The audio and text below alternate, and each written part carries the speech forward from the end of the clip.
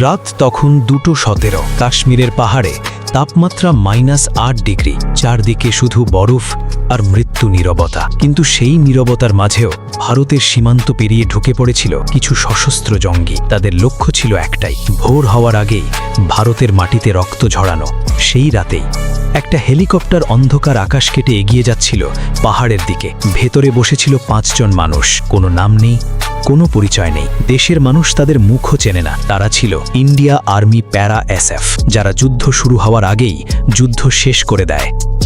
ভারতের ইতিহাসে অনেক সাহসী সৈনিক এসেছে, কিন্তু কিছু সৈনিক আছে যাদের কাজই হলো অসম্ভবকে সম্ভব করা। প্যারা স্পেশাল ফোর্সেস ভারতীয় সেনাবাহিনীর সবচেয়ে ভয়ঙ্কর এবং গোপন ইউনিটগুলোর একটি। এরা সাধারণ সৈনিক না, এদের ট্রেনিং এমন যেখানে শরীর ভাঙে, হাড় ভাঙে, কিন্তু মন ভাঙতে দেওয়া হয় না। মাসের পর মাস পাহাড়ে বেঁচে থাকা ট্রেনিং, খাবার ছাড়া দিন কাটানো, ঘুম ছাড়া অপারেশন, শত্রুর এলাকায় ঢুকে নিঃশব্দে কাজ শেষ করে ফিরে আসা।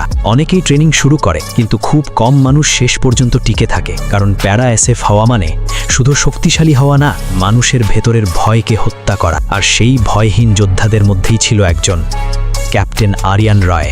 আরিয়ান ছোটবেলা থেকেই অন্যরকম ছিল। যখন অন্য বাচ্চারা খেলনা বন্দুক নিয়ে খেলত, সে সত্যিকারের সেনাদের ভিডিও দেখত। তার বাবা ছিলেন কার্গিল যুদ্ধের একজন শহীদ সেনা। ছোটবেলায় বাবার ইউনিফর্মের সামনে দাঁড়িয়ে সে একটা কথাই ভাবত, একদিন আমিও দেশের জন্য লড়ব।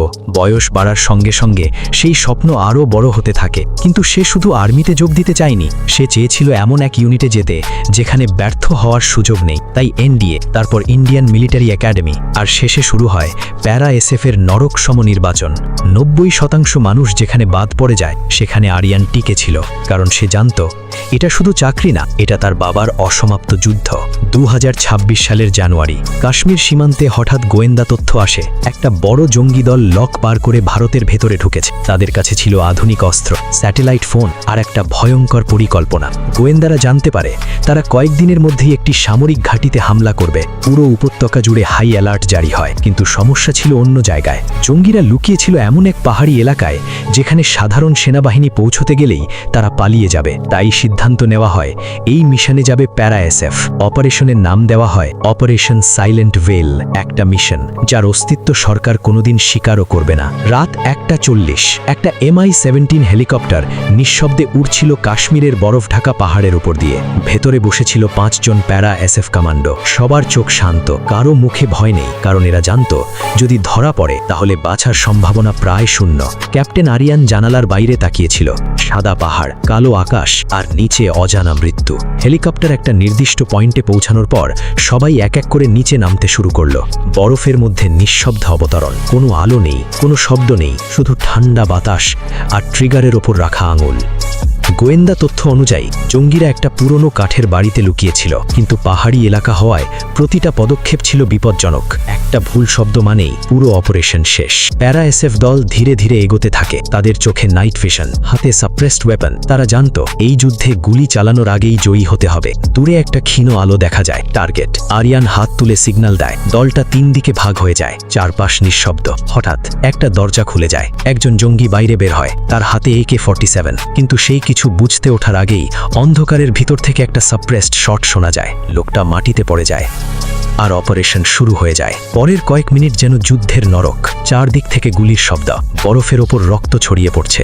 জঙ্গিরা বুঝে গিয়েছিল তাদের ঘিরে ফেলা হয়েছে। তারা মরিয়াভাবে পালানোর চেষ্টা করতে থাকে, কিন্তু প্যারা SF ছিল আরও দ্রুত, আরও ভয়ঙ্কর। একজন কমান্ডো পাশের পাহাড়ে উঠে স্নাইপার পজিশন নেয়।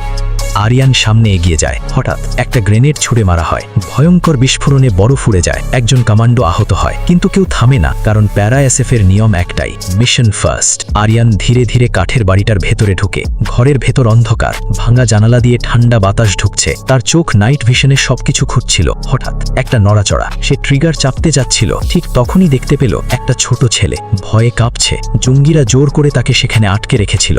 সেই মুহূর্তে যুদ্ধটা শুধু অপারেশন ছিল না, আর এটা হয়ে গিয়েছিল মানুষ বাঁচানোর লড়াই। গোয়েন্দারা ভুল ছিল না, জঙ্গিদের লিডার তখনও বেঁচে ছিল। সে পাহাড়ের পেছনের দিকে পালানোর চেষ্টা করছিল। আরিয়ান আর তার টিম তাকে তাড়া করতে শুরু করলো। পেছনে গুলির শব্দ, উপরে কালো আকাশ, সবকিছু যেন সিনেমার থেকেও ভয়ঙ্কর। হঠাৎ লিডারটা ঘুরে দাঁড়িয়ে গুলি চালায়। একটা বুলেট আরিয়ানের কাঁধে লাগে, কিন্তু সে থামে না, কারণ সে জানতো এই মানুষটা বেঁচে থাকলে আগামীকাল আরও অনেক নিরীহ মানুষ মারা যাবে। শেষ পর্যন্ত পাহাড়ের কিনারায় গিয়ে জঙ্গি নেতা আটকা পড়ে। চারদিক অন্ধকার, ঠান্ডা বাতাস, আর দুজন মানুষের মাঝখানে শেষ যুদ্ধ।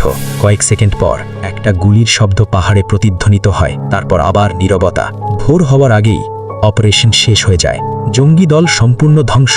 বড় হামলা আটকানো সম্ভব হয়। দেশের হাজার হাজার মানুষ জানতেই পারে না তাদের জীবন কতটা বড় বিপদ থেকে বেঁচে গেল।